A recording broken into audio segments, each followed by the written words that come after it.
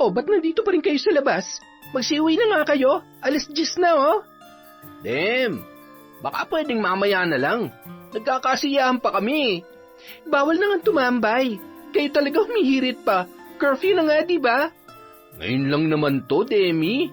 Tsaka, hindi naman malalaman ng iba kung hindi mo sasabihin, di ba? Oo nga naman, Demi. Ikaw lang naman mag-isang rumoronda dito sa kali natin eh. Nako, tigilan nyo nga ako ha. Masasabon ako ni Kapitan sa mga kalokohan ninyo. Sige na naman. Kung gusto mo, join ka na lang sa amin. At isasali nyo pa talaga ako? Pumayag ka na. Tatanggihan mo ba si Mark? Promise, hindi naman tayo mag-iingay eh. Kaya walang mabubulahaw na mga kapitbahay. Shh! Hay nako, ang tigas talaga ng ulo nyo. Gusto niya yatang matikman tong batutang hawak ko eh. Demi naman oh, mas matigas pa dyan yung batuta ni paring Mark pag natikman mo. Hoy, ang sabi mo? Ay, Demi, joke lang yun. Ito naman, hindi na mabiro. Ah, joke. Magsiuwi na nga kayo. Ha? Sabi mo, sasama ka sa amin. Pumayag ka na, di ba? May sinabi ba akong pumapayag ako? Susundin niyo ba ako o haharap kayo kay Kapitan bukas? Magdadala kayo ng multa doon. Ikaw naman kasi paring Alan eh. Nagbiro ka pa eh. Joke lang naman yun, Demi. Ano, kikilos ba kayo o hindi? O na, uwi na. Relax ka lang. Taon 2008, Cebu. Mainit ang ulo ni Demi dahil sa katigasan ng ulo ng dalawa. Idagdag pa ang pang-aasar sa kanya ni Alan. Pagdating sa bahay, padabog na naupo sa silya ang dalaga. Mga bastos talaga. Hindi na nila iginalang ang pagiging tanod ko. Porket babae ako, basta-basta na lang sa kanilang magbiro ng ganon. Pasalamat sila hindi ako pumapatol sa laseng. Ay, hindi pwede yung ganyan. Dapat binatuta mo agad yung dalawang yon. Nako, uulit at uulit pa rin sa pambabasto sa mga yon dahil pinagbigyan mo, Demi. Sa susunod na gawin nila sa akin yung ganong bagay, Tia Olivia, makakatikim na talaga sila sa akin. Ganyan nga, hindi pwedeng lalambot-lambot ka. Ipakita mong kailangan kanilang respetuhin. Kinaumagahan, nagkita sina Alan at Mark sa may tindahan. Kapwa pa sila napatingin sa bahay ni Demi na nasa kabilang kanto lamang. Magkakapit-bahay lang silang tatlo at magkababata. Ikaw talaga? Naudlot tuloy yung inuman nating kagabi. Ba't mo naman kasi sinabi yung kay Demi na bad trip tuloy? Naku, paring Mark, hindi mo ba napapansin na parang kumikisla pa mga mata ni Demi kapag tinititigan ka niya? Sigurado ako may gusto sa iyo yun. Gago, pati ba naman yan napapansin mo? Eh, siyempre naman, matanglawin kaya tong kaibigan mo. Matanglawin. As if naman papatol ako sa kanya. Sa mukha niyang yun? Uy, huwag ka lang tumingin sa mukha. Maganda naman yung kurba ng katawan. Sa'yo na lang, pre. Mukhang ikaw tong nagnanasa eh. Maraming chicks ang nagkakandara pa sa akin, pre. Saka, ikaw ang gusto niya eh. Nako, mukha pa lang matigas na. Pasa ko doon, pre. Sa pagdating ng fiesta sa kanilang barangay, nagkaroon ng disco. Abala ang mga tanod sa pagbabantay. Kanya-kanya ng toka at si Demi nasa may entrance nakaposte. Ang lahat ng papasok sa loob ng gym ay kailangan magbayad ng 20 pesos. Paring Mark, si Demi ang bantayo. Yakang-yaka mo na yan. Sayang din yung 40 natin. May gusto naman yan sa'yo kaya ikaw nang bahala, pre. Sige ba, susubukan ko ha. Pero pag hindi pumayag, ililibre mo ko. Oo naman, malaki ang kumpiyansa kung papayag yan. Magpakit ka kasi. Gamitin mo yung the moves mo na nakakamagnet ng mga chicks. Di naman chick yan eh. Mukhang bakulaw nga. Samantala, habang abala si Demi sa mga pumapasok sa diskohan, pasimpleng lumapit sa kanya si Mark. Hi, Demi. Oh, Mark, papasok ka? Oh, dalawa kami. Asan yung kasama mo? Tatatakan ko yung mukha nyo. Ay, yung kamay nyo pala, pagkatapos mo magbayad. Demi, baka naman pwedeng libre na lang kami. Si Alan lang naman yung kasama ko. Promise, wala akong pagsasabihan para walang gumaya. Oh, siya, tawagin mo na si Alan. Akin na yung kamay mo. Salamat, Demi ha. Cute mo talaga. pasimple namang napangiti sa kilig ang dalaga nang sabihin yon sa kanya ni Mark. Bata pa lamang ay crush niya na ito, at ngayong mga dalaga't binata na sila, mas lalong lumalim ang kanyang nadarama para sa lalaki. Oh, di ba? Sabi ko sa iyo eh. Lakas mo talaga diyan kay Demi, pare. Patay na patay sa iyo yan. Gago. Uy, may bebot dun oh. Lapitan natin. Sa patuloy na pagtakbo ng oras, halos na puno na ang gym. Nagkakasiyahan ang lahat. Sumasayaw na parang nasa ulap. May nag-iinuman sa bawat sulok. Saglit na huminto ang tugtugan at pumailan lang ang boses ni Demi. Magandang gabi po sa inyong lahat. Ako po'y napag-utusan ni Kapitan na ipahatid sa inyo itong mensahe. Ang sino man magsisimula ng gulo sa kasiyahan nating ito, ang siya magbabayad sa sound system. Kaya sana, mag-enjoy lang po tayo at payapang magsayawan. Matapos maihatid ang mensahe, umupo na si Demi sa isang gilid. Ilang sandali pa, kinalabit siya ng ibang tanod na nagkakainuman na rin. Demi, tagayo. Nako, baka masita tayo ni Kapitan yan. Tayo tong tagabantay tapos naglalasing tayo. Iinom ka lang naman, hindi ka gagawa ng gulo. Huwag ka mag-alala, may paintulot kami mula kay Kapitan. Fiesta ngayon, Demi, mag-enjoy din tayo. Sige na nga, mapilit kayo eh. Nagkatagayan na ang mga tanod at sa paglipas ng mga oras, nakikita ng sumasayaw si Demi kasama ang mga kasamahan niya na taga-barangay. Samantala, humahalakhak si Mark sa kabilang sulok nang marinig niya mula kay Alan ang binabalak nito. Nang makaramdam ng pagod, bumalik na si Demi sa kanyang upuan. Demi oh, shot! Ha? Pas lang muna ako, Alan. Nahihilo na ako eh. Grabe ka naman.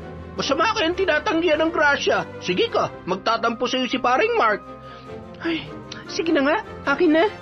Ubusin na natin tong long neck na tanduay. Mamaya ka na bumalik sa pagsayaw. Ha, Demi? Kami lang kasi ni paring Mark eh.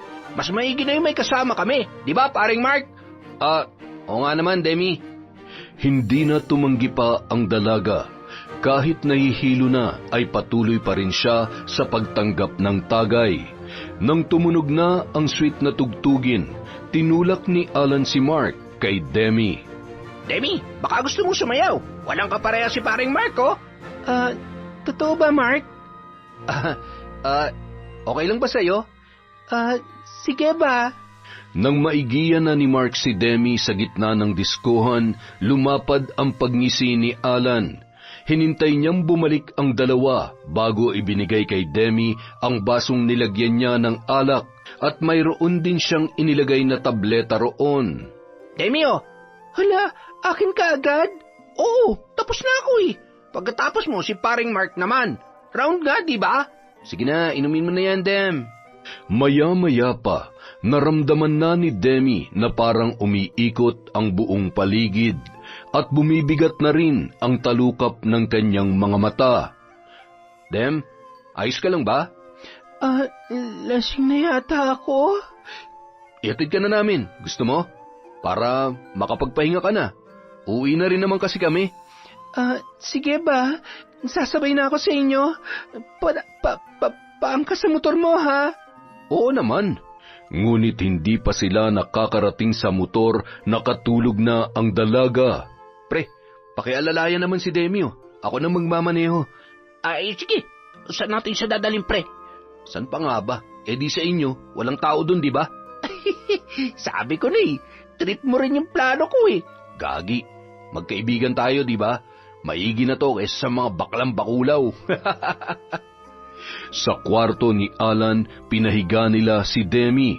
Nung mga sandaling yun, wala nang malay ang dalaga. Ganda ng one cut, di ba? Pumikit ka lang para di mo makita yung muka. Hipon eh. Basta ganitong lasing na ako. Wala na akong pakialam sa mukha, pre. Paano? Ako na muna ang mauna, ha? Ginalaw ng magkaibigan si Demi. Pinagsawaan ang katawan noon. Kinabukasan, paggising ng dalaga, nagulat siya dahil hindi pamilyar ang silid na kanyang kinaroroonan. Masakit ang kanyang ulo nang bumangon Ngunit nagtaka siya kung bakit siya ay hubot-hubad at katabi ang isang lalaki sa kama. Diyos ko, ano nangyari sa akin? Nang hawiin niya ang kumot sa katabi, nalantad ang muka noon. Mark, gumising ka! Ipaliwanag mo to sa akin! Ang ingay mo naman, Dem. Natutulog pang tao eh. Mark, ano ba? Anong ibig sabihin nito, ha? Huwag kang ang OA. Obvious naman na may nangyari sa atin eh. Walang hiya ka? Bakit mo ako ginalaw? Sabi mo iuwi mo ako. Yun nga ang usapan. Pero ikaw naman kasi tong pinaghahalikan ako eh. Sa pilitan mo akong hinubaran. Uy, lalaki ako no. Lasing pa. Alangan naman ipagtulakan kita. Hindi totoo yan, Mark. Anong hindi? Palagay mo makikipagtalik ako sa'yo kung hindi naman ikaw ang gumawa ng paraan? Sa tingin mo ba mag-aaksaya ako ng panahon? Hoy, Dem, para sabihin ko sa'yo, maraming babae nagkakandara pa sa akin. Pasalamat ka, pinatulan pa kita eh. Hindi totoo yan. Itanong mo pa kay Alan kung gusto mong maliwanagan. Pero... Inamin mo pa nga na matagal mo na akong gusto eh. Pero, makinig ka, huwag ka mag-alala. Hindi ko to ipagsasabi sa iba. Ha? Secret lang natin to. Napaupo na lamang ang nag-hysterical na barangay tanod. Hindi niya alam kung totoo ba ang mga sinasabi ni Mark dahil ang huling naaalala niya ay yung nasa diskuhan pa sila. Marahil ay nagsasabi ngayon ng totoo dahil matagal na siyang may lihim na pagtingin sa lalaki. Marami talaga nag-aagawa ang alak, Dem. Alam mo kung minsan, nasasabi natin yung mga bagay na pinakatatago natin kapag lango na tayo.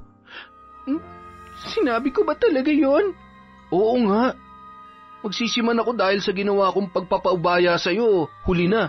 Nangyari na yung nangyari. Ang mabuti pa, ibaon na lang natin to sa limot. Ha? Siya nga pala, uminom ka ng pain reliever mamaya pag uwi mo. Alam ko masakit yang sa'yo. Nakailang rounds kaya tayo kagabi? Ilang rounds? Gago ka talaga!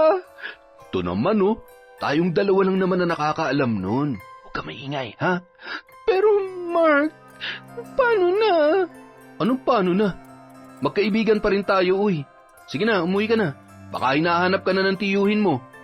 Kahit masakit ang buong katawan, lumabas ng bahay na yun si Demi na magkahalo ang nararamdaman. Hiya dahil sa sinabi ni Mark na pinaggagawa niya. Panghihinayang dahil hindi man lang niya nalasap ang sarap ng unang ligaya habang bumibiyahe sa kalangitan. At kilig dahil sa wakas ang panaginip niyang mahawakan at maramdaman si Mark ay nangyari na, kaya lamang ay hindi niya yon namalayan.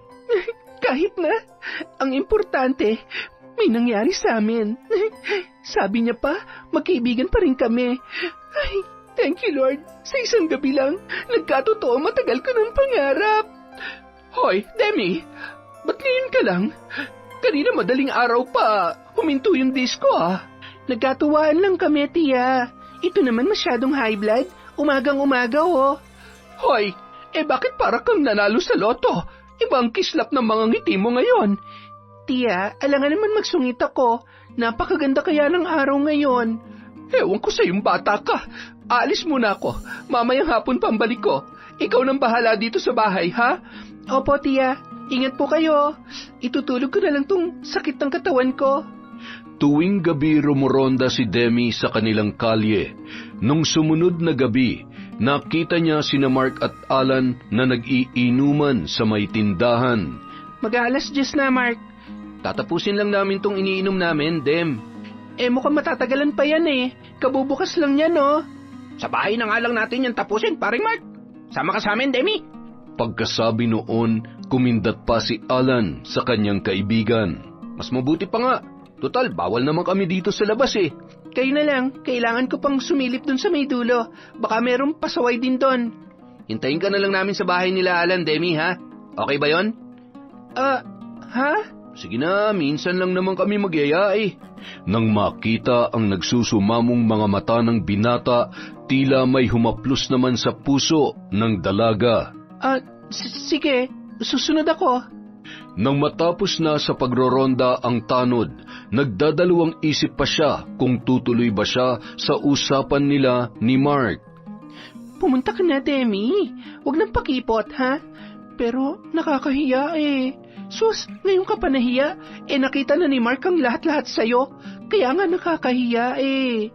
Ilang araw din kaya akong umiiwas sa kanya. Hoy, Gaga. Ayaw mo nun? May chance ka na uling makascore sa kanya?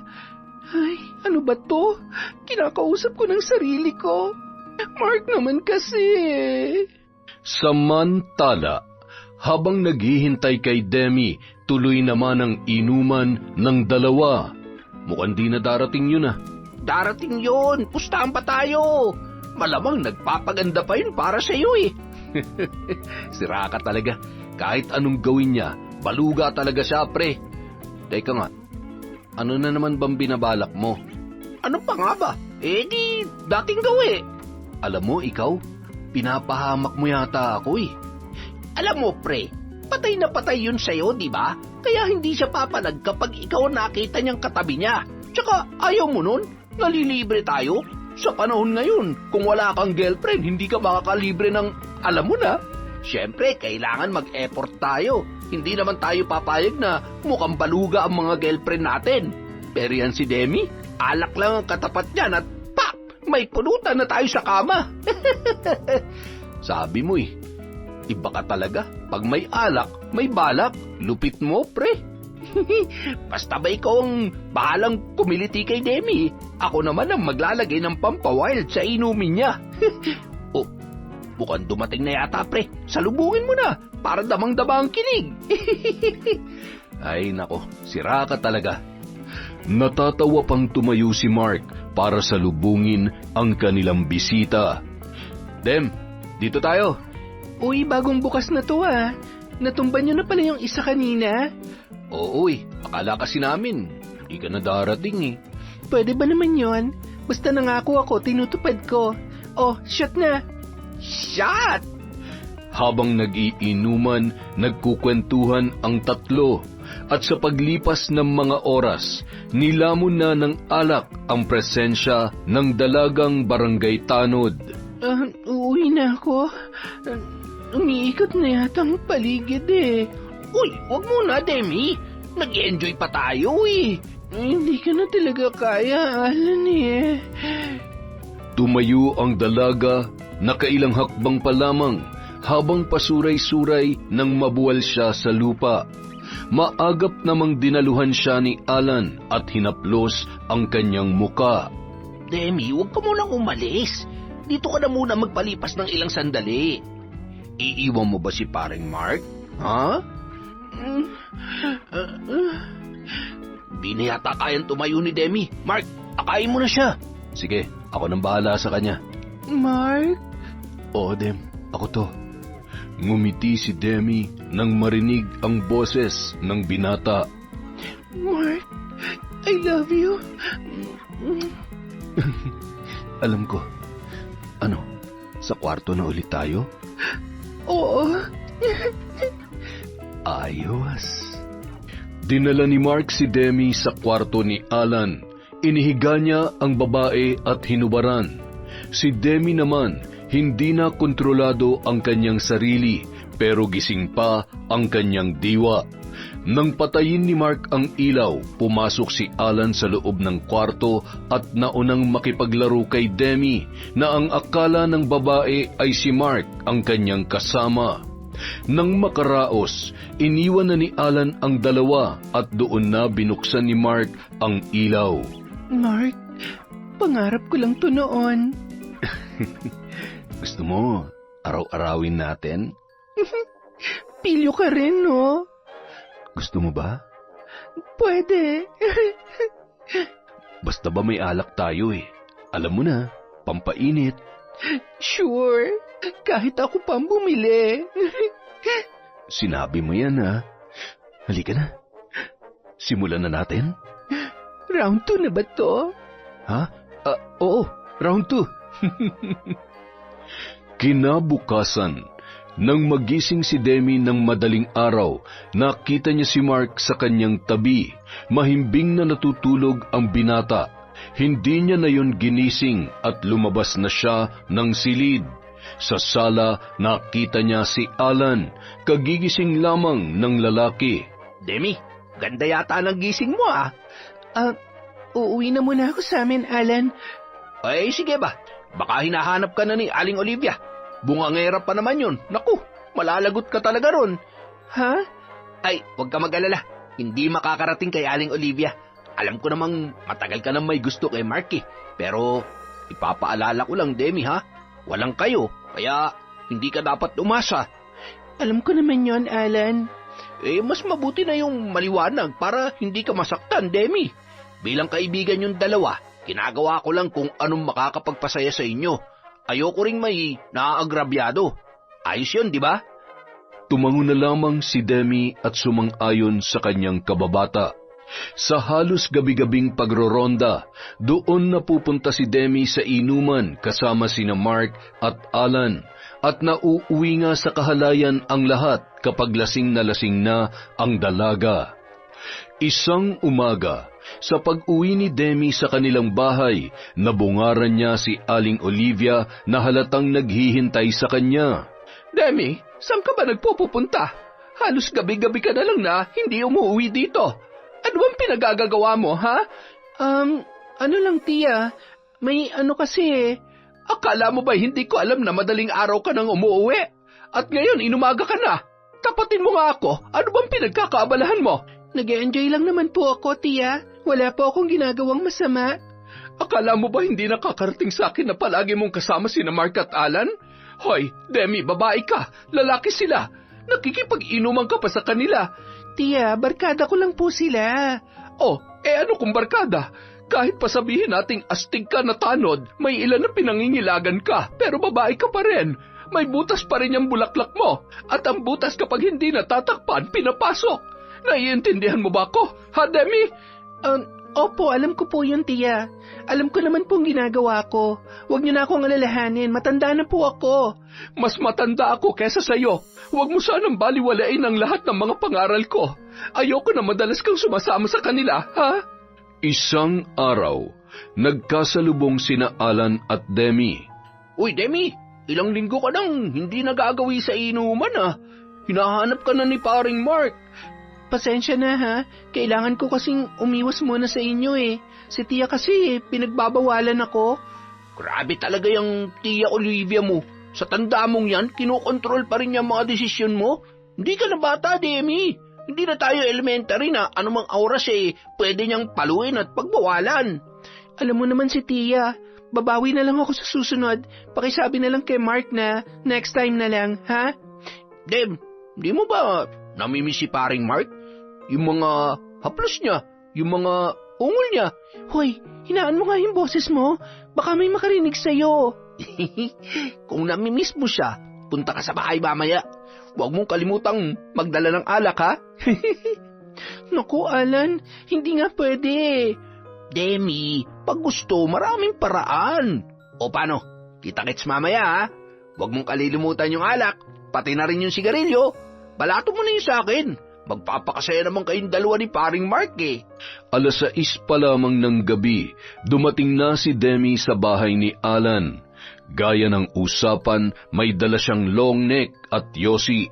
Malapad naman ang mga ngiti ni na Mark at Alan nang siya ay makita. Panalo na naman ang gabi natin ngayon, pre. Galing mo talaga, Alan. Malalasing na nga tayo, mabubusog pa. Siyempre naman, sabi ko naman sa iyo akong bahala, basta ikaw ang bahala. Mukhang nagkakasiyahan yata kayo. Siyempre, dumating ka Akin na yung dala mo, nang makapagsimula na tayo. Nang maubos ang dalang 2 long neck, nagpabili pa si Demi kay Alan. Mag-usap muna kayong dalawa dito habang wala ako, ha? Sarado kasi tong tindahan sa tapat ng bahay. Doon ako bibili sa kabilang kanto. Nang sila na lamang 2 ang naiwan, sinimulan na ni Mark ang nais gawin. Lango na silang pareho sa alak at gaya ng nakasanayan, nagpaubaya na naman si Demi. Siya pa nga ang mas agresibo ng mga sandaling yon. Pagkatapos ng mainit nilang tagpo, kaagad sila nagbihis at bumalik sa likod bahay kung saan sila nakatambay kanina. Alam mo, Demi, ayos din pala tong sistema natin, no? Walang ugnayan, kung gusto lang saka nagkakaintindihan. Alam mo na. Mark, wala ka bang plano na dalhin natin to sa ibang level? Naku, Demi, kung ang tinutukoy mo ay liligawan kita at jojowain, pasensya ka na ha.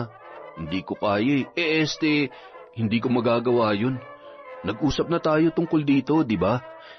Kasi ilang beses na rin natin tong ginagawa, di ba? Gaya nga ng sabi ko, Dem, magkaibigan pa rin tayo. Walang mali siya. Ganun. Pumayag ka naman, di ba? Bakit ngayon parang nagde-demand ka na? Pasensya ka na ha. Hindi ko rin alam kung bakit ko nasabi yon. Bigla na lang kasing pumasok sa isip ko. Itong tatandaan mo, Dem, nangyari ang lahat ng to dahil ginusto mo. Sa simula pa lang, ikaw naman ang naunang nagbigay ng motibo di ba? Bilang lalaki, pinagbigyan lang kita. Okay? Ngayon, kung sa tingin mo, naagrabyado na kita, pasensya ka na. Buti pa, tigilan na natin to. Ayoko namang puwersahin ka sa mga bagay na hindi mo naman pala gusto. Hindi, Mark. Hindi naman sa ganon. Pasensya ka na. Sa pagbalik ng kanilang kaibigan, nagtuloy-tuloy na ang inuman hanggang sa tuluyan ng nalasing si Demi na halos hindi na naman makatayo. Nakapikit na rin ang kanyang mga mata. Ano bang sinabi mo dito, pre? Bakit parang halos higupin na yung lahat ng alak kanina? Ewan ko ba niyan sa babaeng yan? Bigla na lang kasing, buti na lang, natauhan din. Ikaw na munang bahala dyan, pre ha. Anong ako? Hindi ka ba magpapatirik ng mata? Tapos na ako kanina. Pagsawaan mo na yan. Patayin mo na lang yung ilaw para kung sakaling magising, hindi ka agad makilala. Dito na muna ako sa labas. Kambala, pre. Habang nasa loob sina Demi at Alan, biglang dumating si Aling Olivia. Mark? Aling Olivia, napadaan po kayo. Hinahanap ko si Demi. Nandito ba siya? Po, wala ho. Kami lang po ni Alan ang nandito. Pasado 10:00 na po. Baka nagraronda na si Demi o baka nasa barangay. Sigurado ka bang wala siya dito? Sigurado po ako. Hayaan niyo po, Aling Olivia. Pag nakita ko siya mamaya, total, pauwi na rin naman ako. Sasabihin kong hinahanap niyo po siya. Kinabukasan, paggising ni Demi, bumungad sa kanya ang umaalingaw-ngaw na boses ng kanyang tiyahin. Ano na ba nangyayari sa iyo, Demi? Hindi ka naman dating ganyan Lasing na lasing kang umuwi kagabi. Halos hindi ka na nga makalakad. Ano bang problema mo? Wala po akong problema, tiya. Nag-enjoy lang po ako. Enjoy? Sa pamamagitan ng pag-inom ng alak? Lasengga ka na! Tiya, wag po kayo mag-alala sa akin. Ayos po ako. Wala po akong problema. Ngunit ng sumunod na araw, hindi maipaliwanag ni Demi ang nararamdamang bigat ng katawan. Nahihilo rin siya at kapag nakakaamoy ng bawang ay hindi niya mapigilan ang sarili na sumuka. Diyos ko, hindi kaya buntis ako? 2 buwan na rin akong hindi dinadatnan. Kailangan ko makasiguro. At sa pagtingin niya sa ginamit na pregnancy test, nanlumo ang dalaga nang makitang positibo ang resulta. Buntis nga ako. Kailangan malaman ni Mark ang tungkol dito. Nag-iba ang timpla ng mukha ni Mark nang marinig ang balitang yon mula kay Demi. Ano naman ngayon? Mark, kailangan panagutan mo to.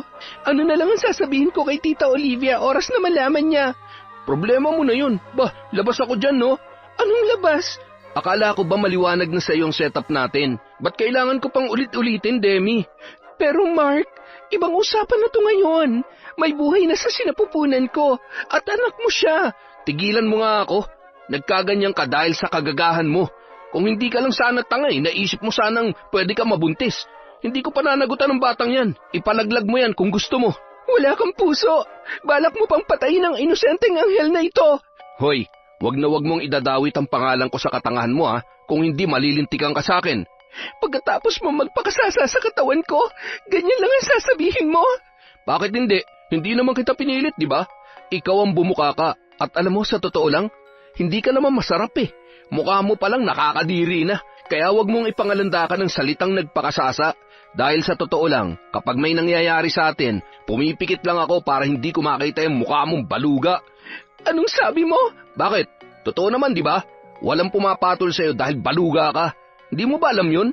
Simula elementarya pa lang tayo, yan ang tawag sa'yo ng mga kaklase natin, baluga.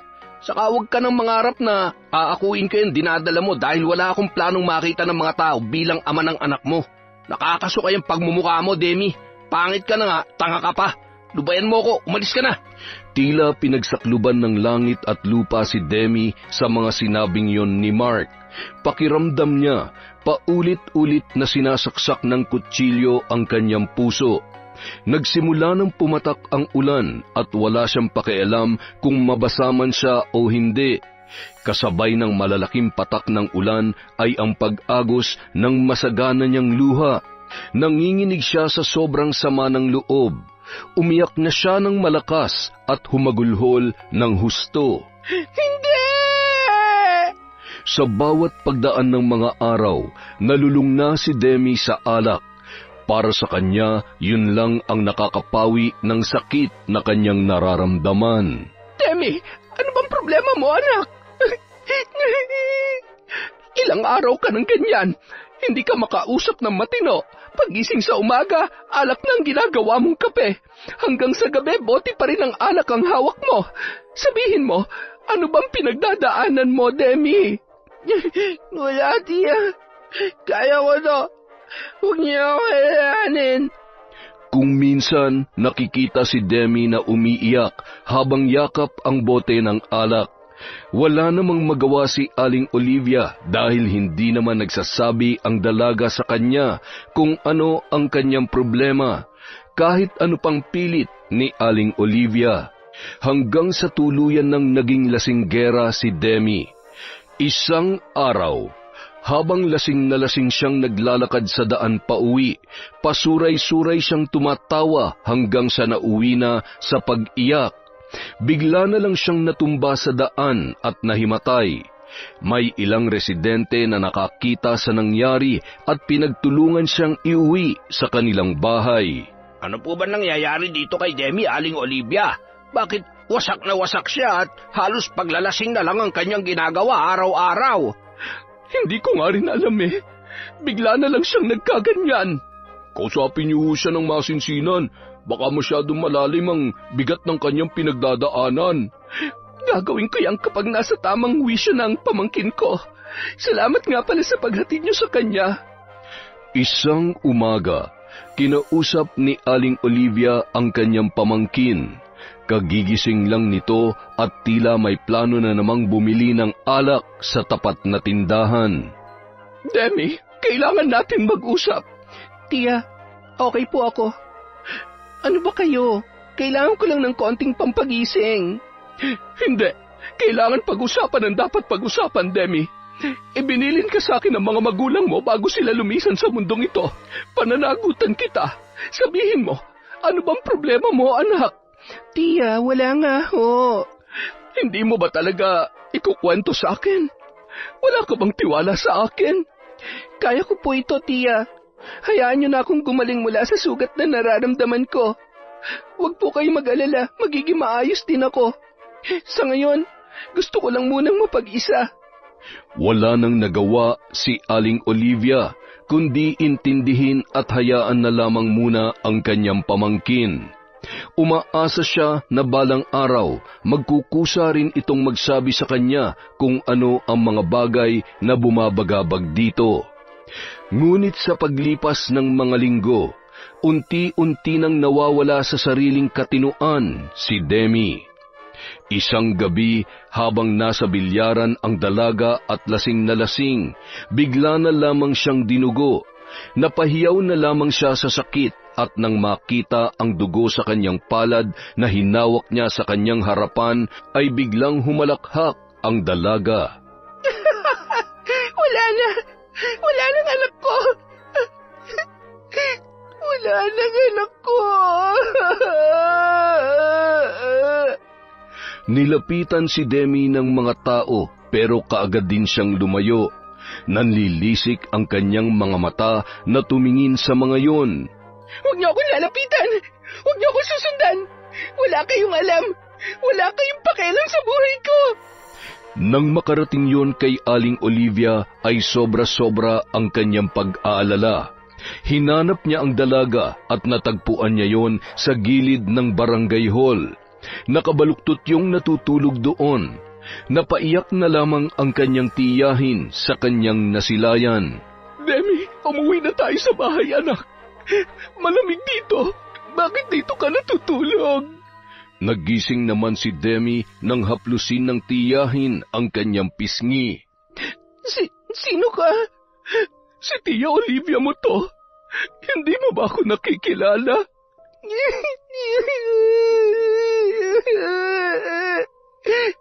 Umuwi na tayo sa bahay, Demi. Ayoko. Dito lang ako. Ang anak ko. Wala na siya. Wala na. Wala kang anak, Demi. Dalaga ka.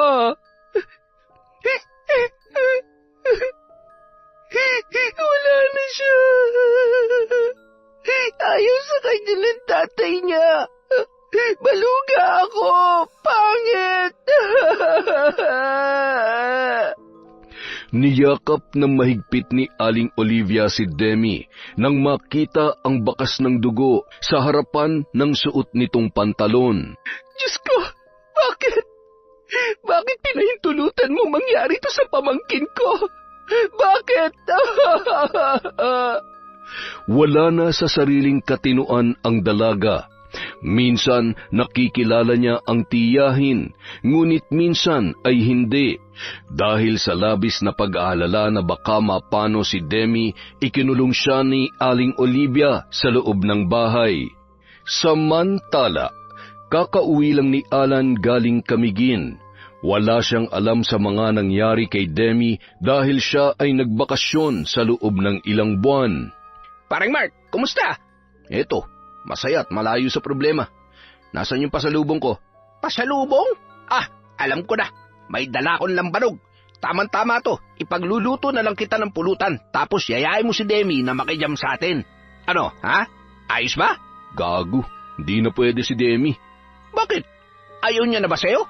Pare, wala na si Demi sa sarili niyang katinuan. Nakakulong na nga lang siya sa loob ng bahay nila eh. Ha? Bakit? Ano ba nangyari sa kanya? Nalulong na sa alak, pre. Tapos, bigla na lang nabaliw. Ganon? Ang bilis naman yata ng mga pangyayari. Buntis yun. Baka hindi niya nakinaya yung problema, kaya nawala na sa sariling pag-iisip. Ano? Si Demi? Buntis? Oo, pinipilit nga akong panagutan eh. Nek-nek niya. Ano ko, baliw? Sa pangit niyang yon, kasalanan niya, tatanga-tanga siya eh.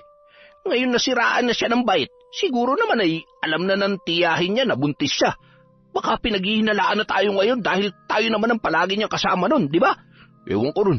Wala naman nabanggit yung mga kapitbahay na buntis yung baliw na Demi na yon. Saka, kung lumobo man ang tiyan niya, tsak malalaman natin yun. Kinakabahan ako, pre. Ano ka ba? Baliw nga yun, di ba? Lahat ng mga sinasabi niya, hindi ka panipaniwala. Baliw nga, di ba? Baka kasi anak ko yung dinadala niya kung totoo nga nabuntis siya, pare. Huwag mo na nga isipin yung pangit na baliw na yun. Tara na, tagay na. Mukhang masarap yung lambanog eh.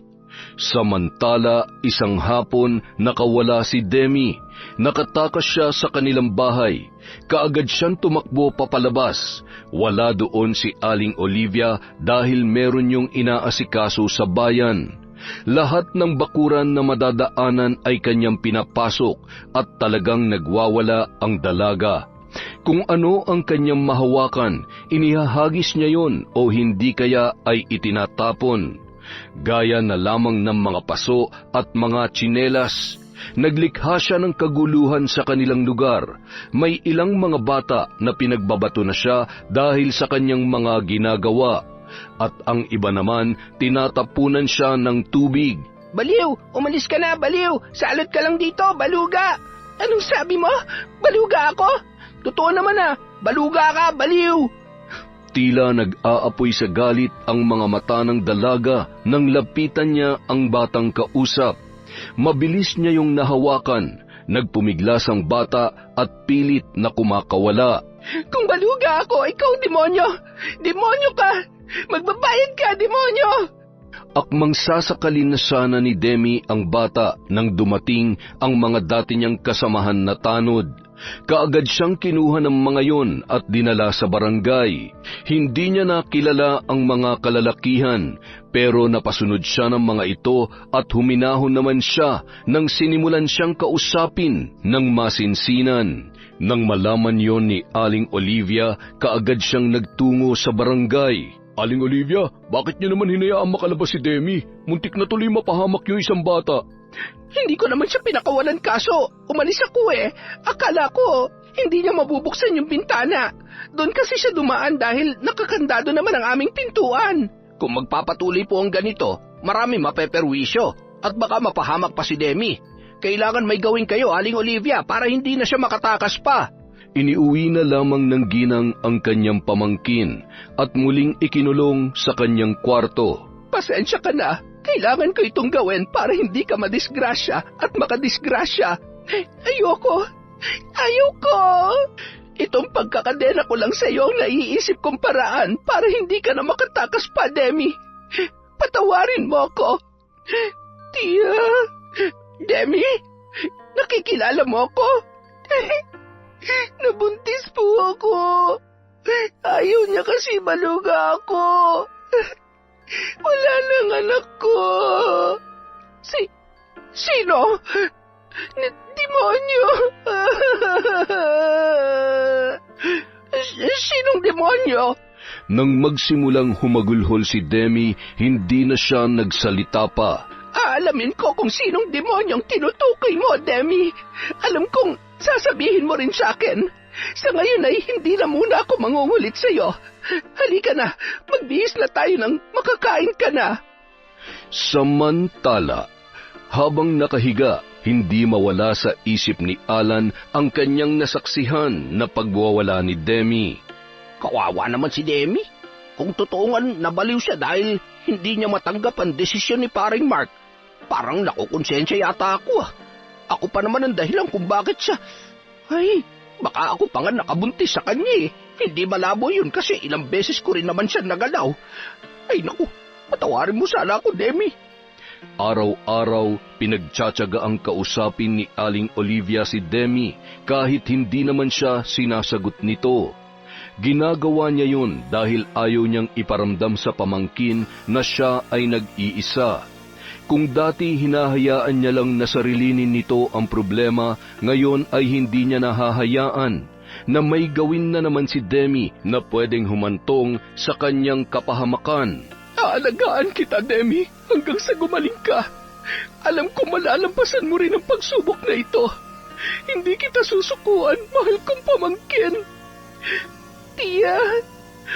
Demi, nagugutom ka na ba? Tia, si Mark po. Mark? Bakit? May ginawa ba siya sa'yo? Sabi niya baluga raw ako. Pangit! Nakakadiri! Siya ba? Siya ba ang lumapastangan sa'yo? Kasalanan ko po. Kasalanan ko. Ang tanga-tanga ko kasi. Tanga na baluga pa. Ay, wala ka talagang kwenta, Demi. Boba ka. Tanga.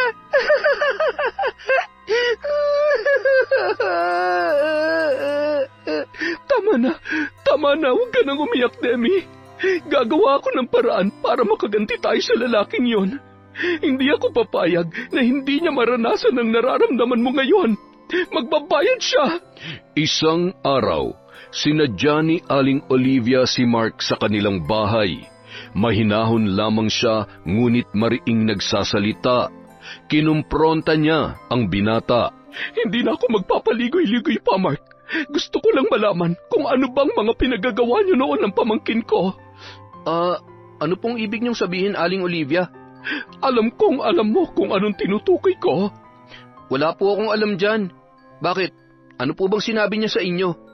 Sinabi niyang ikaw ang nakabuntis sa kanya. Ako? Napaka-imposible naman po yata niyan. itatanggi mo? Aling Olivia, wala sa sariling katinuan si Demi. Ano man ang pinagsasasabi niya, wala yung katotohanan. Oo, magkaibigan kami pero yung galawin siya, nako, hindi ko po yun magagawa. Mukha pa nga lang niya, hindi ko na masikmura eh. Galawin pa kaya? Napaka-ilusyonada naman yata ng pamangkin niyo. Kayo naman, bago kayo maniwala sa baliw na yun, tingnan niyo muna kung tamang pagdudahan niyo ako. Sa tingin niyo ba papatol ako sa kanya? Sa mga sagot mong yan, nalaman ko ng totoo. Sige, magpapaalam na ako. Salamat naman at naliwanagan na kayo, Aling Olivia. Pakisabi na lang kay Demi na magpagaling siya para hindi siya gumagawa ng nakakapangilabot na kwento. Bago tuluyang umalis si Aling Olivia, gumuhit muna siya ng maliit na bilog sa loob ng bakuran nila Mark. Nag-usal siya ng mga orasyon at sa isang iglap lang, biglang lumakas ang ihip ng hangin. Muli niyang tiningnan ng binata na noon ay papasok na sa loob ng bahay. Pagbabayaran mong lahat ng ito, lalaki ka. Sisingilin kita ng mahal, makikita mo. Samantala, pagkapasok ni Mark sa kanyang kwarto ay padabog siyang umupo sa kanyang kama. Walang hiyang baliw na yon, ipapahamak pa ako. Pwes, hindi niya masisira ang pangalan ko. Sira ng ulo niya at hindi ako dapat magpaapekto. Mula sa nakabukas niyang bintana, naramdaman niya ang pagdampi ng malamig na hangin sa kanyang balat.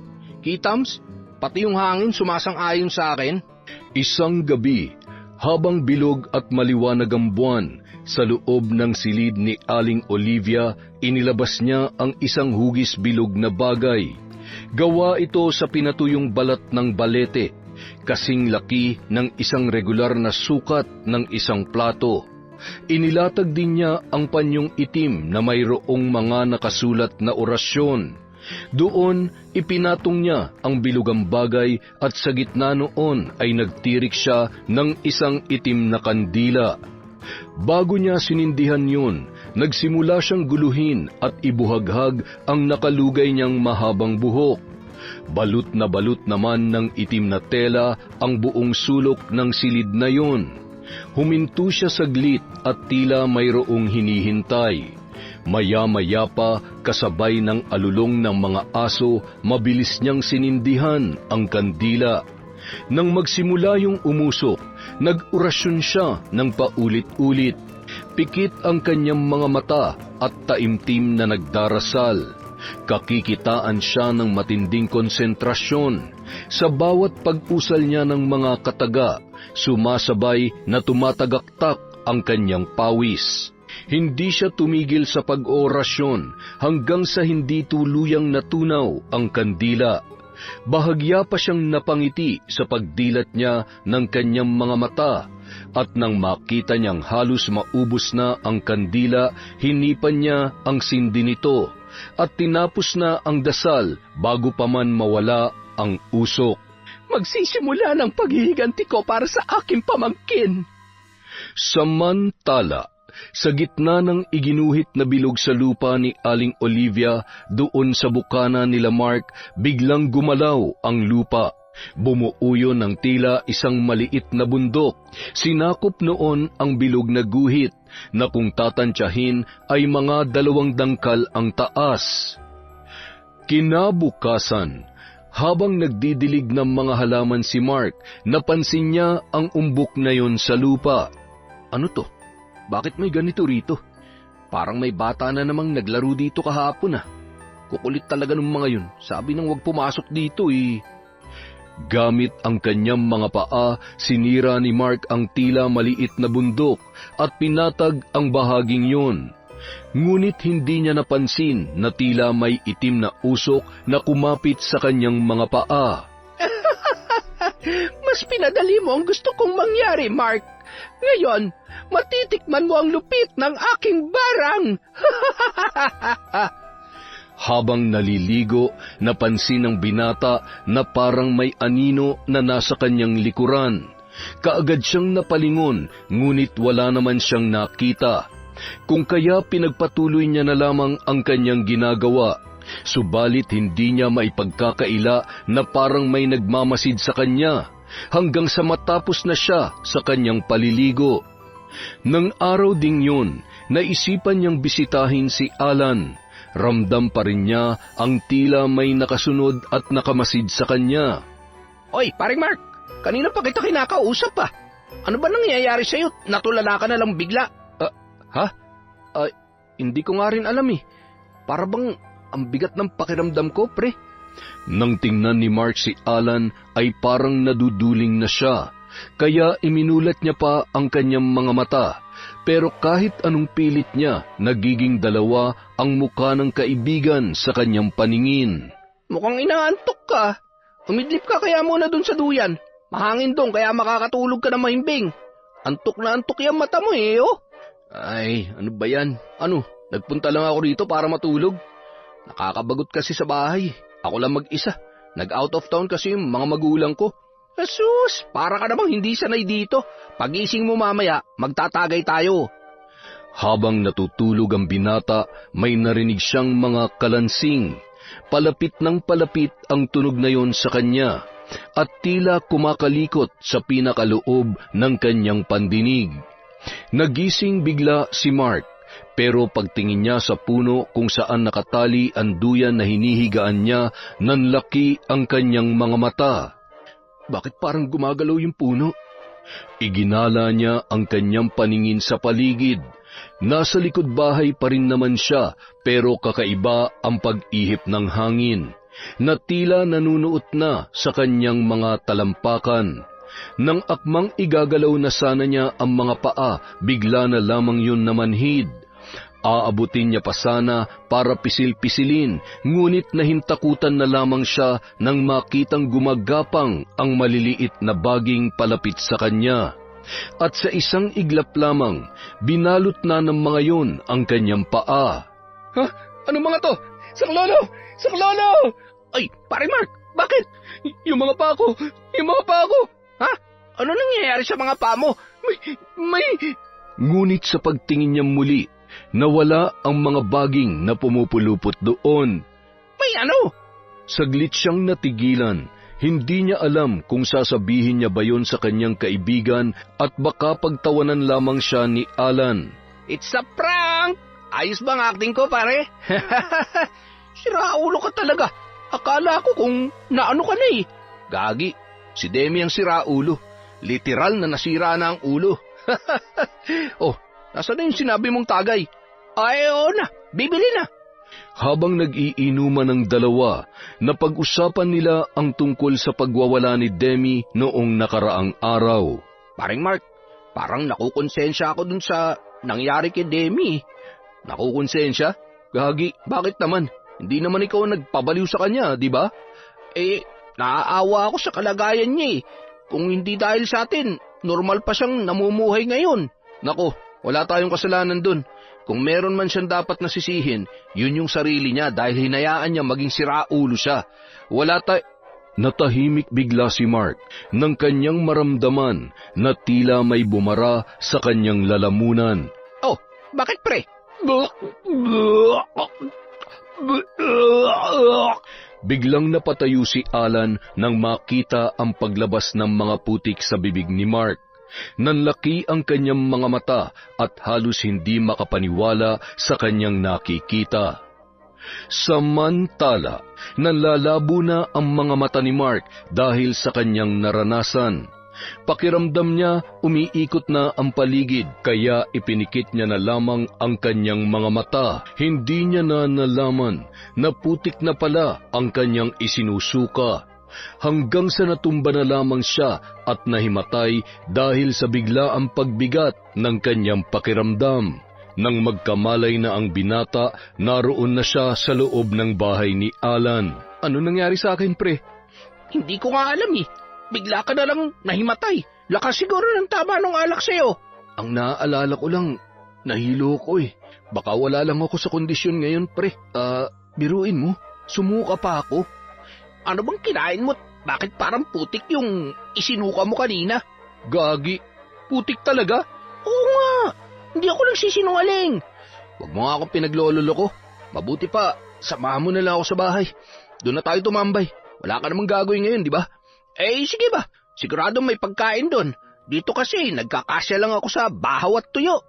Pagdating ng dalawa, kaagad napansin ni Alan ang umbok ng lupa sa bakuran nila Mark. Pre, ano to?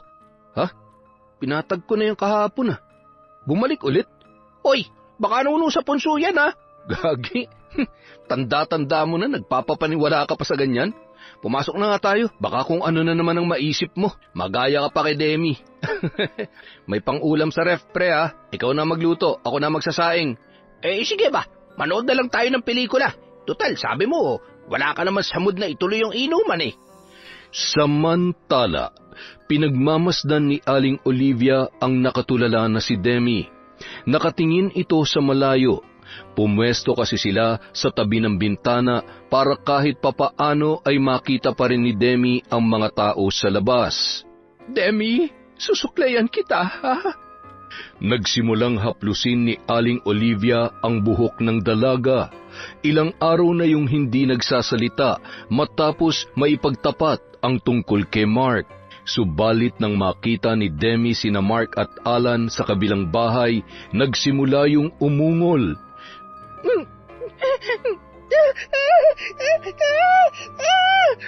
Demi, huminahon ka anak! Huminahon ka! Hindi! Wag! Iginiya na lamang ni Aling Olivia ang kanyang pamangkin papasok sa silid nito. Napalingon naman ang dalawang lalaki na noon ay papasok na sana sa bahay ni na Mark.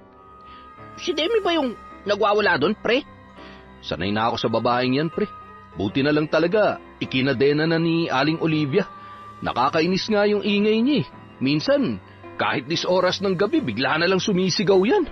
Kawawa naman si Demi. Huwag ka nang maawa dyan. Kung hindi lang yan tanga, hindi naman yan magkakaganyan. Matapos na kusa niyang ibigay yung katawan niya sa atin, aakto siya na parang biktima. Utot. Pre, baka nakakalimutan mo. Tayo may kasalanan sa kanya. At higit sa lahat, ako. Kung di lang ako nagplano, wala sana nangyaring ganun. Ano ka ba? Gaya ng sinabi natin sa kanya, siya nagbigay ng motibo. Malas niya lang matatalino tayo, naisahan natin siya.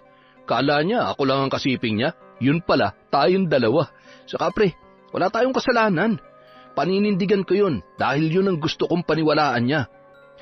Isang gabi, hindi makatulog si Mark. Pabaling-baling siya sa higaan. Kaya naisipan niyang buksan ang bintana para makalanghap ng sariwang hangin. Sakto naman sa pagbukas niya, dumiretso kaagad ang kanyang paningin sa umbok ng lupa na nasa kanilang harapan. Laking gulat niya nang makitang tila mayroong mga baging na naroroon. Ilang beses pa siyang kumurap para masiguro na hindi siya namamalikmata. Subalit nang titigan niya yung mabuti, tila kumakaway ang mga baging at dahan-dahang gumagapang papalapit sa kanyang kinaroroonan. Nanlaki ang kanyang mga mata at nangilabot nang mapagtanto na gumapang ang baging papunta sa kanya at sa isang iglap lang, pumulupot yon sa kanyang leeg. Kahit nahihintakutan, pinilit ni Mark na kalasin ang mga baging na pumulupot sa kanya. Pero hindi niya yung mabaklas dahil mas mahigpit ang pagkakakapit ng mga yon sa kanyang katawan. Ano ba tong mga to? Naghahabol na ng hininga si Mark dahil sa tindi ng pagkakapulupot ng mga yon sa kanyang leeg, hanggang sa nagdilim na ang kanyang paningin at natumba na siya sa sahig. Kinabukasan, pagkagising ay kinapa niya ang kanyang leeg, ngunit walang bakas ng pagkakasakal sa kanya. Walang marka at walang mga baging. Napahawak pa siya sa kanyang ulo para isiping mabuti ang mga nangyari, pero nasisiguro niya na hindi yun panaginip. Totoo ang kanyang mga nakita. Ano ba to nangyayari sa akin? Nababaliw na rin ba ako katulad ni Demi? Dahil sa pagkabahala, ayaw niyang sarilinin ang mga nangyayari sa kanya. Kaya nagpasya siyang sabihin yon kay Alan. Kahit pagtawanan siya ng kaibigan, ay tatanggapin niya na lamang yun. Nais niya lang na makakausap at makikinig sa kanya dahil parang sasabog na ang kanyang utak sa pag-iisip kung ano na nga ba ang nangyayari. Pre, baka nga tama ako. Nunong sa punso yung nasa bakuran ninyo. Sabi mo, sinira mo na yun, di ba? Tapos bumalik ulit? At baka yung mga nararamdaman mo, yung nuno ang may gawa niyan. Alam mo, ayoko sanang maniwala sa mga ganyan eh. Pero hindi ko na rin kasi maipaliwanag yung mga nangyayari sa akin. Natatakot akong mabaliw na rin kagaya ni Demi. Isa lang ang solusyon dyan, pre. Albularyo. Albularyo? Saan naman tayo maghahanap ng albularyo? Kaya mo, magtatanong-tanong ako. Basta humingi ka muna ng paumanhin dun sa lupang tumubo sa bakuran nyo. At yun nga ang ginawa ng kanyang kaibigan. Nag-alay pa siya ng manok sa inaakala niyang punso. Doon niya mismo kinatay sa katabi ng tumubong lupa. Pero bigla na namang lumitaw ang mga baging. Nang makita yon, kumari pa siya ng takbo. Hinabol siya noon kaya lumabas siya sa kanilang bakuran at sa bahay ni Alan ang direksyon ng kanyang pagtakbo. May ilang kapitbahay na nakakita sa kanya na tumatakbo na parabang hinahabol, ngunit wala naman nakasunod sa kanya na kahit na ano. Kaya naisip ng ilang kapitbahay na nasisiraan na ng bait si Mark. Ay, ano ba yan? Dumarami na yata ang baliw dito sa atin? Malamang may tinitira yan sila eh. Di ba? Magbabarkada naman yang sina Demi at Mark. Lagi nga yan nakatambay sa bahay ni Alan dati, di ba? Ay nako, iba na talaga ang mga kabataan ngayon. Kawawa naman ang kanilang mga magulang. Nabulahaw ang pamamahinga ni Alan nang bigla na lang sumulpot si Mark sa kanyang bahay. Halatang takot na takot ang lalaki base sa kanyang itsura. Hinihingal pa ang kanyang kaibigan. Pre, namumutla ka yata. Pre, sinusundan ako ng mga baging. Hinahabol nila ako. Tulungan mo ako, pre. Pre, relax ka lang. Walang mga baging. Huminahon ka nga. Pero kanina, kitang-kita ko silang nakasunod sa akin eh. Balak nila akong lamunin, pre. Ayoko umuwi. Alam ko na, inaabangan nila ako. Pre, dito na lang muna ako. Wala namang problema, pre. Kahit kailan mo gusto, pwede ka dito. Basta, huminahon ka lang, ha? Parang batang walang kalaban-laban si Mark nung mga sandaling yun. Nagkulong na lamang siya sa loob ng bahay ni na Alan at takot na lumabas. Sa tuwing meron siyang naririnig na kaluskos, bigla siyang nanginginig at parang naninigas ang buo niyang katawan dahil sa takot na baka ang mga baging na yon nakukuha sa kanya. Dahil sa pag-aalala ng kaibigan, lumapit si Alan sa isang albularyo na inirekomenda sa kanya ng isang kakilala. Dinala niya yon sa bahay nila at pinatingnan ang kanyang kaibigan. Nalaman kaagad ng albularyo ang sanhi ng problema nito. Ayon sa kanya, pinaglalaruan umano ang binata ng isang mambabarang. At kung nais nitong maputol ang sumpa ng barang sa kanya, nangangailangan umano silang magbayad ng malaking halaga dahil hindi biro ang makipagtagisan ng lakas sa isang mambabarang. Napaatras naman silang dalawa nang malaman kung gaano kalaki ang kanilang kailangang bayaran. Mukhang pineperahan lang tayo ng albularyong yun ah. Sa taas ng presyo ng panggagamot niya, halatang pera-pera lang yun eh. Yan nga rin ang iniisip ko, pre. Karamihan naman sa mga albularyo, donasyon lang ang hinihingi. Yung iba nga, hindi na nagpapabayad eh. Ang gusto lang nila, makatulong. Ano nang gagawin natin ngayon? Kung lumapit kaya tayo sa pari, banal ang mga kagamitan nila, pre, di ba? Pari talaga? Oo, kesa naman sa doktor ka lumapit, tsak sasabihin lang ng mga yon, may sira ka sa pag-iisip. Hindi nga ba nasisiraan na ako ng utak, pre? Aba, ewan ko sa'yo. Ang alam ko, matino ka pa naman kausap. Pwera na nga lang tuwing nakikita mo yung mga baging, talaga nag-iibang kondisyon mo. Isang araw, naisipang dalawin ni Alan si Demi. Hindi niya alam kung bakit, pero tila may nag-uudyok sa kanya na silipin ang dalaga. Anong kailangan mo sa pamangkin ko, Alan? Dadalawin ko lang po siya, Aling Olivia. Medyo matagal-tagal na rin kasi kaming hindi nagkakausap. Hindi mo naman siya makakausap ng matino eh. Nakatulala lang siya. Kung minsan naman bigla na lamang nagsisisigaw.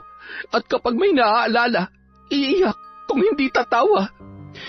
Kawawa naman po si Demi. Ano po bang dahilan kung bakit siya nagkaganyan? Hindi ko rin alam, pero may nasabi siya sa akin minsan. Si Mark daw.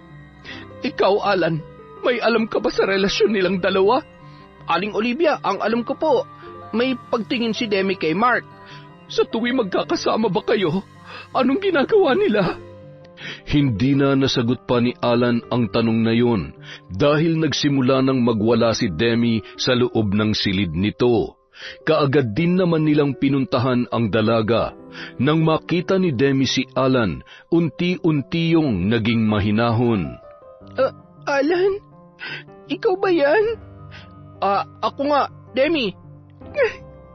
Alan, nagbunga yung mga ginawa namin ni Mark. Kaya lang, ayaw niya sa bata. Hindi ko matanggap kaya nilunod ko ang sarili ko sa alak. Hanggang sa nawala na yung anak namin. Demi, patawad. Hindi ko alam na hahantong sa ganito ang lahat. Ngayon lang ako naglakas ng loob na magpakita sa'yo kasi alam ko na may kasalanan din ako. Wala kang kasalanan, Alan. Ako lang naman ang dapat sisihin dito dahil sa katangahan ko at sa pag-ibig ko kay Mark. Kaya ako nagkaganito. Ayoko na. Gusto ko nang bumalik sa normal, Alan. Ayoko na sa madilim na mundong kinalalagyan ko. Demi, naniniwala akong makakawala ka dyan. Alam kong makakaya mo. Sa oras na gumaling ka, mag-uusap tayong tatlo nila paring Mark, ha? Pangako yun. Sa mga narinig na pagtanto ni Aling Olivia na may alam nga si Alan sa mga naganap kina Mark at Demi. Nakita niya na pinagkakatiwalaan ng dalaga si Alan, kaya ibig sabihin wala itong ginawang masama sa dalaga. Si Alan naman ay nilamon ng kanyang konsensya. Labis ang pagsisisi niya sa ginawa nila sa dalaga. Kung may babalik ko lang sana ang panahon, Demi. Alan, kumusta na ang kaibigan mong si Mark? Hindi rin po siya maayos, Aling Olivia. Nito kasing nakaraan, may nangyayari sa kanya na hindi ko rin maipaliwanag. Nararapat lang yun sa isang katulad niya. Pinagsamantalahan niyang kahinaan ni Demi. Nangako po ako kay Demi na ililihim namin pero sa kalagayan niya ngayon, sasabihin ko na lang po sa inyo. Alam naman po kasi ni Demi na walang pagtingin sa kanya si Mark. Ginagamit lang siya nun kapag lasing na sila pareho. Pero binaliwala lang yun ni Demi kasi nga mahal niya po yung kaibigan ko. Hindi naman ho sa kay Demi ko lahat sinisisi ang kamalian pero sumang-ayon po kasi si Demi na may mangyari sa kanila kahit na tingin ni paring Mark ay magkaibigan lamang sila. Kahit sino nagmamahal ay nagpapakatanga, Alan. Oo, sabihin na natin kasalanan din ni Demi pero hindi dapat siya ipinahiya ni Mark. Ipinamukha pa nito kung gaano kapangit ang pamangking ko sa paningin niya at kung gaano siya nandidiri. Bakit? Nung ginagalaw niya si Demi, hindi naman siya nandiri, hindi ba? Gagawin ko lahat para maranasan niya ang kung anumang nararamdaman ngayon ng pamangkin ko, Alan. At ang lahat ng makikialam ay madadamay. Isinusumpa ko yan. Ibig niyo pong sabihin, may kinalaman kayo sa mga nangyayari kay Mark? Oo, at uulitin ko, ang lahat ng makikialam ay madadamay. Tila naman nahintakutan si Alan sa pagbabanta ng matanda. Ngayong alam niya na may kinalaman si Aling Olivia sa mga nakikita ni Mark. Nagdadalawang isip na siya kung hihingi pa ba ng tulong sa pari o hindi na. Ayaw niyang siya ay madamay gaya ng sinabi ni Aling Olivia. Natatakot din siya na baka maranasan din niya ang mawala sa sariling katinoan oras na siya ay makialam. Isang pasya ang nabuo niya nung araw na yon para malayo sa kapahamakan. Tutal, si Mark lang naman ang alam ni Demi na gumalaw sa kanya noon, kaya hinayaan niya na lamang yon. Hindi na siya aamin na kasama siyang lumapastangan sa kanilang kaibigan. Kailangan niyang ibuhos lahat ng kasalanan kay Mark para sa kanyang kaligtasan.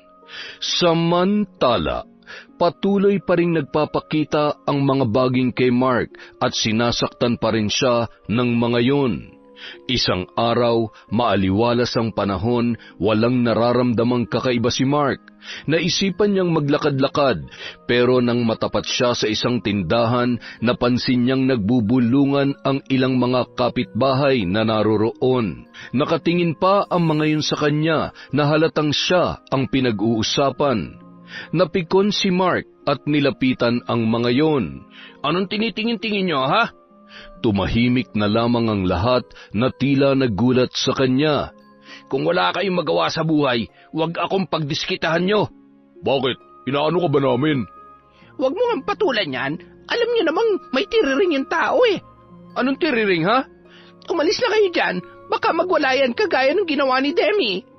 Paano ba naman kasi? Sumisinghot ng utot ng demonyo kaya ayan, lumuluwag ang tornilyo sa utak tapos idadamay pa tayo. Anong sinabi mo? Kayo pala tong siraulo eh. Lumapit si Mark sa may tindahan at pinagbabasag ang mga botelya na nakalagay sa isang lamesa. Kita nyo na? Ba't nyo naman kasi siya ginalit? Alam nyo namang may sayad yan eh. Sino na magbabayad sa mga nabasag niya? Inis na nilisan ni Mark ang tindahan. Narinig niya pa ang sinabi ng mga tao tungkol sa kanya. Baliw na ang tingin nila sa akin. Bakit naman kasi nakikita ko pa mga lecheng baging na yan?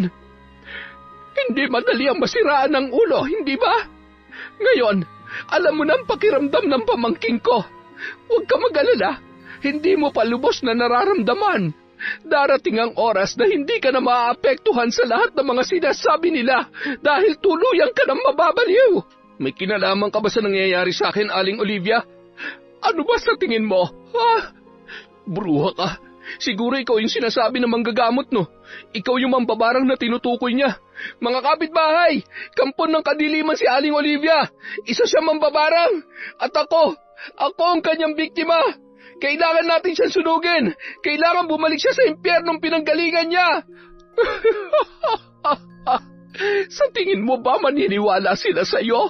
Nababaliw ka na sa kanilang paningin. Wala nang maniniwala sa iyo, Mark. Wala na. Meron pa. Si Alan. Alam niyang binabarang ako at sasabihin ko sa kanya na ikaw yun. Siya maglalantad na isa ka mambabarang demonyo ka. Hindi na siya makakatulong sa iyo, Mark. Tanggapin mo na lang na mag-isa ka na. Wala nang naniniwala sa iyo. Dapat mong pagbayaran ng ginawa mong pambababoy sa pamangkin ko. Simula pa lang sa umpisa, kakampi ko na si Alan. Hindi niya hayaang malantad ang katotohanan kaya alam ko matutulungan niya ako at ikaw, masusunog ka sa impyerno. Nakita ni Olivia ang paparating na si Alan. May dala yung bote ng alak na mukhang kanina niya pa tinutungga. Alan, sabihin mo nga dito sa baliw mong kaibigan na wala nang makakatulong sa kanya. Pre, maghahanap ka ng pari, di ba? O di kaya mahusay na albularyo para mawala ng barang sa katawan ko. Hindi ba? Ay, pasensya lang pre ha. Pero labas na ako sa problema mo. Ah, anong labas? Hoy, baka nakakalimutan mong ikaw ang nagplano ng lahat ng ito.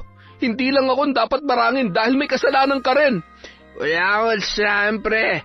Huwag mo ako idadami sa kabaluan mo.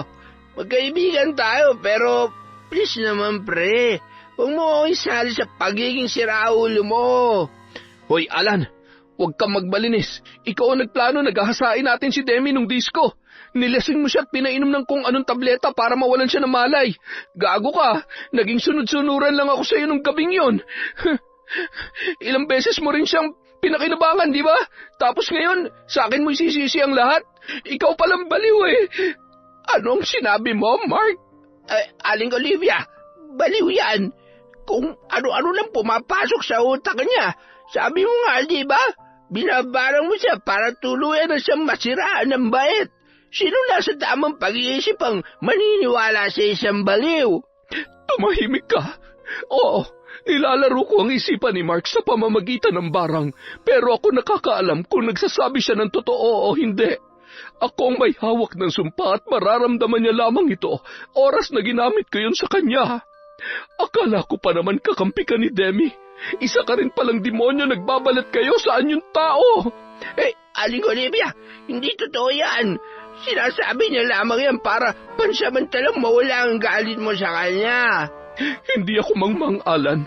Ngayon, kapwa niyong dadanasin ang kalupitan ko. Magsisisi ka.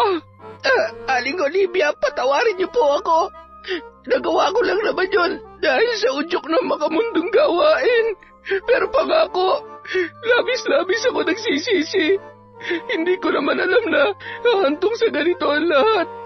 Aaminin ko na sana kay Demi kaso natakot ako sa banta ninyo. Ayokong danasin ang mga bagay na nagpapagulo sa isipan ni paring Mark. Sinungaling. Totoo po, Aling Olivia. Halos gabi-gabi akong binabagabag ng aking konsensya nang malaman kong nabuntis si Demi. Sa pag-aalala lang, baka ako ang ama ng kanyang dinadala. Na malaman kong nasiraan siya ng bait, mas dumoble pa ang usig ng aking konsensya. Huli na ang lahat, Alan. Hindi mo na mababago ang takbo ng isip ko. Traidor ka rin pala, Alan eh.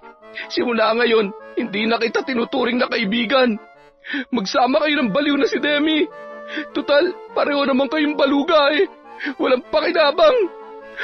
Kinagabihan, malakas ang hangin na pumapalibot sa bahay ni Mark. Ramdam niyang tinutuklap ang mga bintana sa loob ng kanyang kwarto. Nabitawan niya ang itak at sa isang iglap lang narinig niya ang sariling mga buto na nagkalasog-lasog. Sindak siyang binawian ng buhay. Samantala, tila iniinog naman ang tinulugan ni Alan. Nagising siya mula sa mahimbing na pagkakatulog dahil sa kalasingan. Sinadya niyang lunurin sa alak ang sarili dahil natatakot siya sa banta ni Aling Olivia. Nang tumingin siya sa sahig, nagkalat ang mga tuyong dahon ng balete. Ha? Saan ang galing ang mga to? Ito na kaya yung sinasabi ni Aling Olivia? Sinisimulan niya na ba akong barangin? Nang makita ang mga yon, kumaripas na siya ng takbo palabas. Sa daan, napansin niya na parang sumasayaw ang mga punong kanyang nadadaanan. Hindi siya tumigil sa pagtakbo kahit na binabalot na ng matinding kaba ang buo niyang pagkatao. Patuloy siyang kumaripas hanggang sa narating niya ang isang bahay. Aling Olivia, nakikiusap po ako. Patawarin niyo na ako. Pinapangako ko, pagbabayaran ko mga nagawa ko sa normal na paraan. Huwag niyo lang akong gawing baliw. Maawa po kayo, Aling Olivia.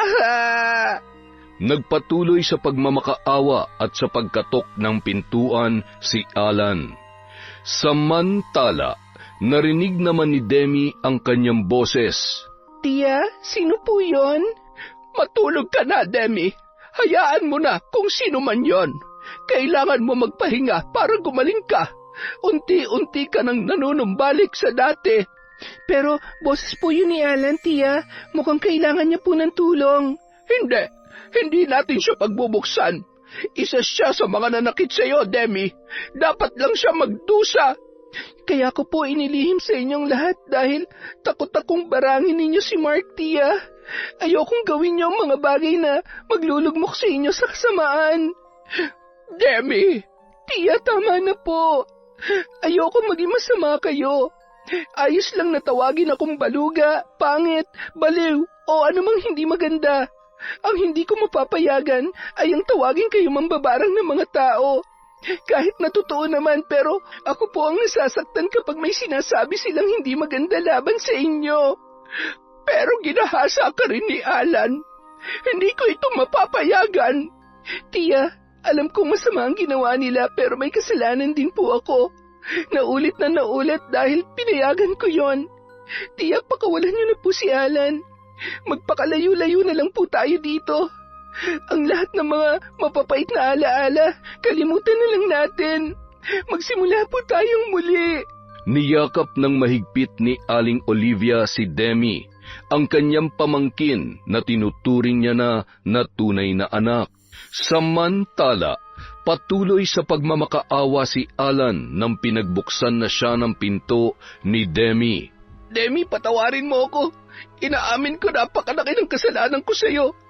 Ako nagplano sa lahat ng yon. At oo, Demi, paulit-ulit rin ako nakipagniig sa iyo nang hindi mo nalalaman dahil lasing na lasing ka. Inakala mong si Mark yun pero ako.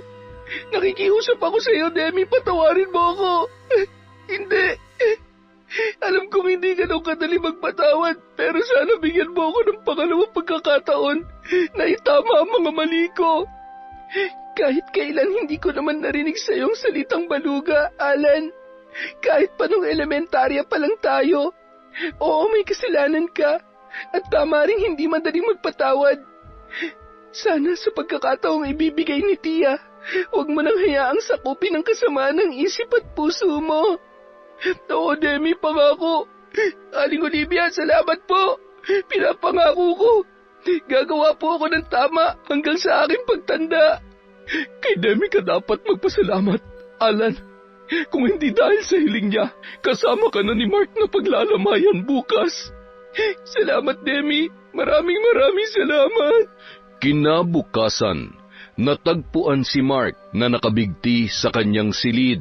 Sabi ng mga kapitbahay, baka ginawa ni Mark na magpakamatay dahil sa wala na ito sa sariling pag-iisip.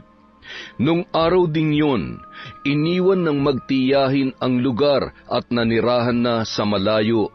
Nagsimula silang muli at tuluyan na ngang nanumbalik sa dating maayos na pag-iisip si Demi at namuhay sila ng masaya at mapayapa. Sa paglipas ng mga taon, matanda na si Demi. Mag-isa na lang siyang namumuhay dahil namayapa na si Aling Olivia. Nasa pamilihan siya ng kalabitin ng isang matandang lalaki. Noong una ay hindi niya pa yon nakilala. Ay, anong maipaglilingkod ko? Ay, Demi, hindi mo na ba ako nakikilala? Ako ito si Alan. Alan? Ay nako, ikaw na ba yan? Pasensya ka na, ganito na yata ang tumatanda. Hindi na malinaw ang paningin. Ay, mabuti at nagkita pa tayong muli bago ako lubugan ng sikat ng araw. Masaya akong makita ka.